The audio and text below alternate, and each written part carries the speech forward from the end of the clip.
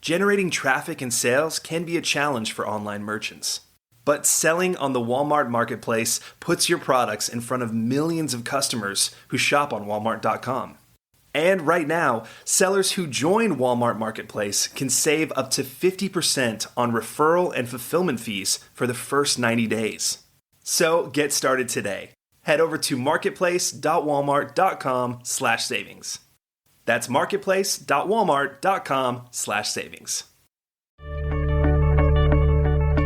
Today's podcast is sponsored by SLI Systems, providers of intelligent site search and navigation solutions. Learn more at sli-systems.com and listen to their interviews at ecommercepodcast.com.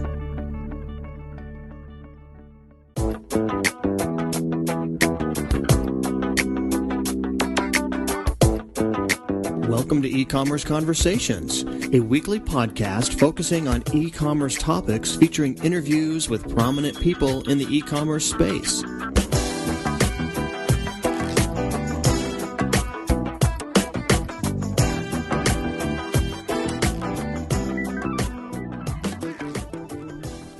Welcome to E-Commerce Conversations by Practical E-Commerce. My name is Kerry Murdoch. For many retail observers, the name Zappos is synonymous with great customer service and e-commerce well executed.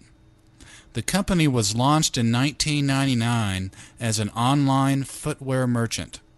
It has since grown into a retailing powerhouse with 2008 sales reaching just over $1 billion. In 2007, Zappos, a purely e-commerce firm, began publishing a printed catalog. That product is now a 4 times a year magazine catalog mix, and Zappos mails it to several million prospects annually. Jean Markel is Zappos's Director of Casual Lifestyle and Performance. She's involved with the execution and production of the catalog, and she joins us here today. Well, Jean, thank you for your time today. Oh, thanks for taking the time to talk to me. Sure. Jean, I received in the mail a catalog from Zappos. I hope you bought a lot of things from it, Kerry. You know, I was impressed by the catalog, I have to say. And it caught my attention being in this business, and I know that Zappos was, at least it's my understanding, initially a pure play e-commerce site. Now you're doing a catalog. So my first question is, how long have you been publishing the printed catalog?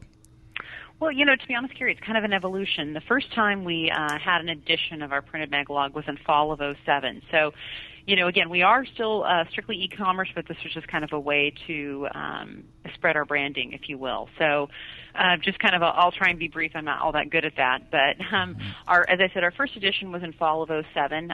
We did it ourselves in-house. And, for the limitation of the fact that we are an e-commerce service retailer and that's not typically what we do, that's my disclaimer. It was our first shot at it, quite frankly. So we did that on our own. We did one edition in fall of '07, and we had some mixed success. There were some things that did very well and some things that didn't, and it was a challenge, but we learned a lot along the way. In 2008, we did 2 editions. We partnered up with Condé Nast, and we did an August as well as a holiday edition that were, I guess for lack of a better term, kind of soup to nuts. So all divisions, inexpensive, moderate, expensive product, all different product types. And this year in 2009, we're rolling out 4 editions, and we're working with Kingfish Partners from New England. Okay.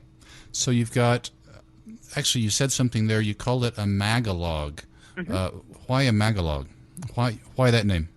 I think it's kind of a blending between magazine and catalog. In other words, there's obviously lots of product in there, but it is also a branding piece for us and kind of a way to tell our story. So, along with product, there's bits and pieces about Zappos. We have some of our employees that are featured in the book itself talking about their experiences working at Zappos. So it's, as I said, kind of an extension of us to our customers. Do you have ads in that magalog?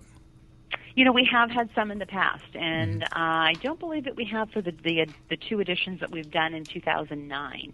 But it is definitely something that we're potentially exploring for our later editions this year. Our listeners, of course, Jean, are mainly smaller e-commerce merchants, certainly not the size of Zappos. I noticed that it appears to me, looking through your Magalog, which, again, very impressed, very well done. You have an 800 number there. Can someone call that 800 number and order product? Absolutely. I mean, I would say that there's really a couple different ways. Obviously, they can each individual item that's in the catalog has our SKU number, so a customer can certainly shop that way. There is a phone number if a customer is more comfortable ordering online with one of our customer loyalty reps, or if they have additional questions. There's also kind of a third way, which was new for us this year. We do have a digital version online as well. So if customers go to the Zappos homepage, there's a banner on there that will say, hey, click here to shop in the casual lifestyle or the active Megalog, and it'll load up, and they can actually, go through visually, digitally, page by page, and shop in that manner as well. You mentioned a minute ago that the catalog or the Magalog has been a success. A success, how do you measure that? Again, I'm kind of a straight shooter, Carrie, and candidly, in the past, we haven't necessarily had a lot of ways of measuring the analytics and really getting an ROI. So quite frankly, the way we measure the success, particularly, as I said, not so much in '07 because that was really kind of our first foray, if you will, and it was a much more technical piece done professionally in '08, both drops. We really truthfully measured on the success of the products that are in there. So in other words, we couldn't necessarily identify it was incremental sales because we don't have, if you will, different SKU numbers in the catalog versus online, so we can measure that.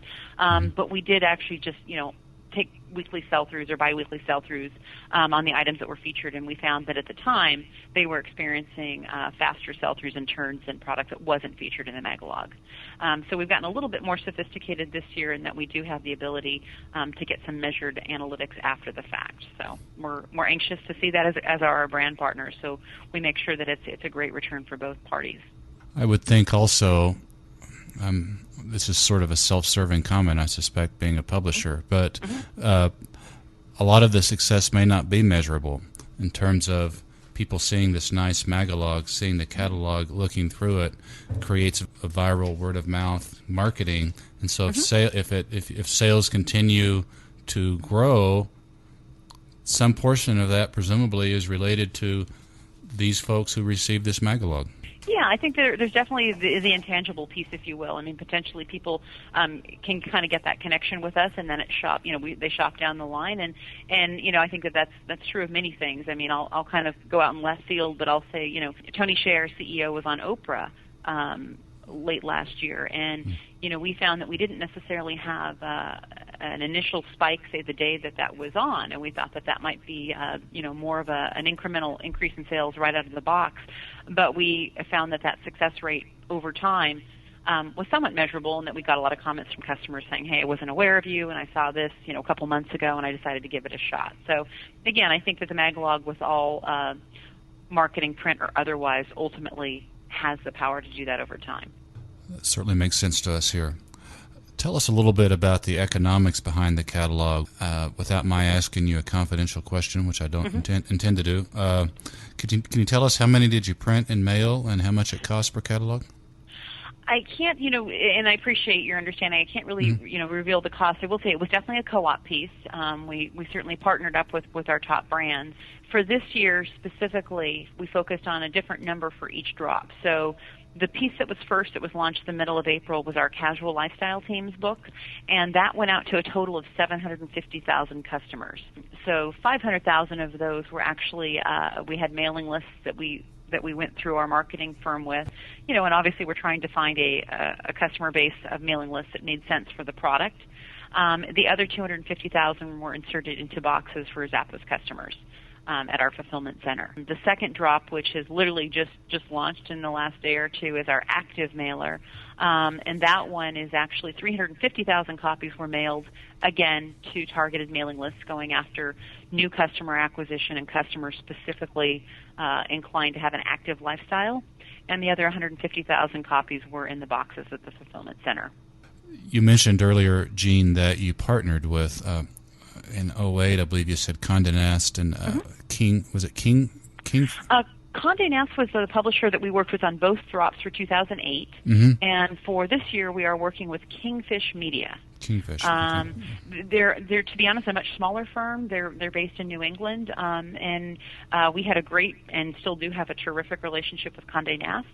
But obviously, every time you review these things, we felt like, hey, this might be a different direction. We were able to, as I mentioned, the digital version, and we've done some HTML email blasts in conjunction with the Magalog that we feel has given us an enhanced Magalog package this year. So, always open to try new things. That makes sense. And what I guess my point there was, Zappos found that advantageous to outsource that essentially versus trying to do that in-house. Yeah, absolutely, Carrie. And again, we like to think that we're good at what we do. And as I said, we ventured out on our own a couple of years ago, and we're still contemplating actually doing that with another piece later this year. But our thought was, this is what these people do every day, and they're terrific at it. So let's work with a couple of the experts in the field and get their expertise on it. I can't imagine any of our listeners aren't familiar with Zappos, but if there are listeners that aren't familiar with your company, could you tell us a little bit about Zappos? What do you sell? When were you founded? How big are you? Absolutely. We're actually coming up, good timing. We're coming up on our 10-year anniversary, officially June 1st. And we were obviously established in 1999. Initially, our business was footwear. So certainly some people still think of us as footwear, but what we like to say is that we're a service company that just happens to sell clothing, shoes, handbags, accessories, electronics, housewares, etc. So again, that's the footwear piece is certainly what brought us to the dance, and it's by far the largest area of our business. But that actually has been declining from a percentage standpoint. We went live with clothing in spring of '06, and the apparel piece is really what we are focused on, and we see as the largest growing piece of our business. As far as our size, we're just about 1,500 employees. We have about 750 people in our Las Vegas, Henderson, Nevada corporate office headquarters, and we've got about an equal amount, about 750 people out here in our Shepherdsville, Kentucky fulfillment center. And I'm happy to say we just hit $1 billion for the first time. We had $1 billion in gross sales last year. That is just wonderful. It was Christmas morning. It was a good present. That is terrific. We here at Practical E-Commerce cite your company frequently as a sort of an example of incredible merchandising, customer service, etc. So certainly have earned our admiration as to how to do e-commerce correctly. Well, thank you. We feel like we're fortunate. We've got terrific customers, and we've got great vendors that we work with that help get us there. So it's a win-win. Gene, my last question today is anything else on your mind for our listeners? Our listeners, of course, are smaller merchants. Any lessons to be learned from publishing your Magalog or any other lessons from e-commerce? I would say in general, I think what we're really focusing on is really developing and expanding the emotional connection we have with our customer. So, through whatever the marketing pieces are, whether it's, print or HTML, email blasts, as I've mentioned, really when you come right down to it at the end of the day, our 24-hour fulfillment center and our call center, we look at those as extensions of our marketing piece. We feel that that's the best way that we develop great service models and a great emotional connection and loyal customers that, as you mentioned, will hopefully tell all their friends and family to shop with us as well. Well, the website, of course, is Zappos.com. I'm going to spell that. That's Z as in zebra, A, P as in Paul, P as in Paul, O-S as in Sam, Zappos.com. And Gene Markell, the Director of Casual Lifestyle and Performance, we want to thank you for your time today. Oh, well, thank you, Carrie. It's been great talking to you. Thank you.